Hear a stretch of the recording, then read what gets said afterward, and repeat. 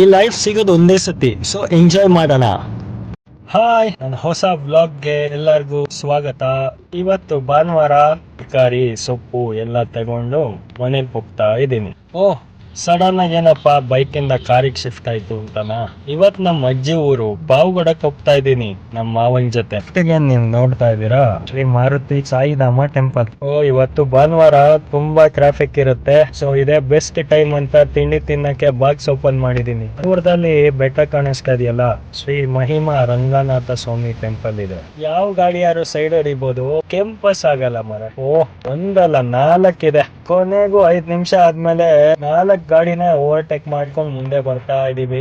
ಹಳ್ಳಿಗಳಲ್ಲಿ ಸ್ವಲ್ಪ ನಿಧಾನಕ್ಕೆ ಹೋಗಿ ಹಿಂಗೆ ಸಡನ್ ಆಗಿ ಬಂದ್ಬಿಡ್ತಾರೆ ಮೇನ್ ರೋಡಿಗೆ.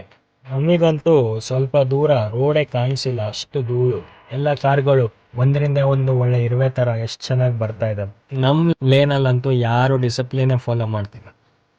ಇವಾಗ ಎಲ್ಲರೂ ಫಾಲೋ ಮಾಡ್ತಾ ಇದ್ದಾರೆ, ನಾವು ಮಾಡೋಣ. ಅವಾಗಿಂದ ನಾನು ಕಾಯ್ತಾ ಇದ್ದಿದ್ದು ಸೀನರಿ ಜಾಗ ಬಂದೇ ಬಿಡ್ತೇವೆ.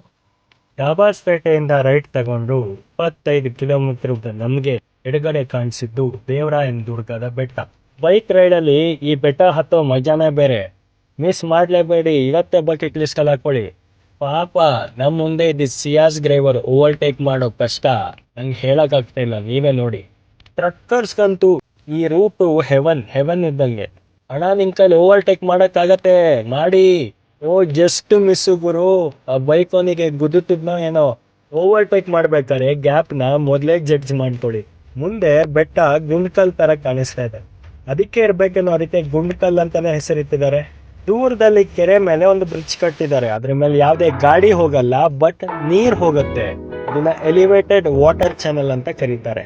ನಾವು ಹೋಗ್ಬೇಕಾಗಿರೋ ಜಾಗ ಇಲ್ಲಿಂದ ಇನ್ನ 72 ಕಿಲೋಮೀಟರ್ ಇದೆ. ಈಗ ಸಿಯಾಸ್ ಅವರೆಲ್ಲ ಜಾಗನೇ ಬಿಡ್ತಾ ಇಲ್ಲ. ಇವಾಗ ಮಧುಗಿರಿ ಹತ್ರ ಬಂದಿದ್ದೀವಿ.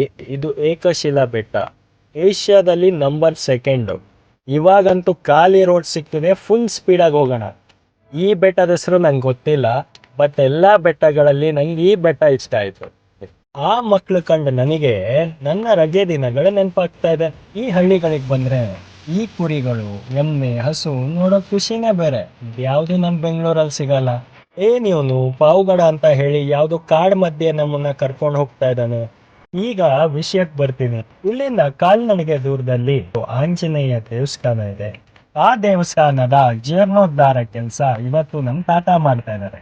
ನಮಗಿಲ್ಲಿ ಒಂದು ಆಫ್ ರೋಡಿಂಗ್ ಅನುಭವನೂ ಸಿಕ್ತು. ನಾವು ತಲುಪೋ ಜಾಗ ಬಂದೇ ಬಿಡ್ತು.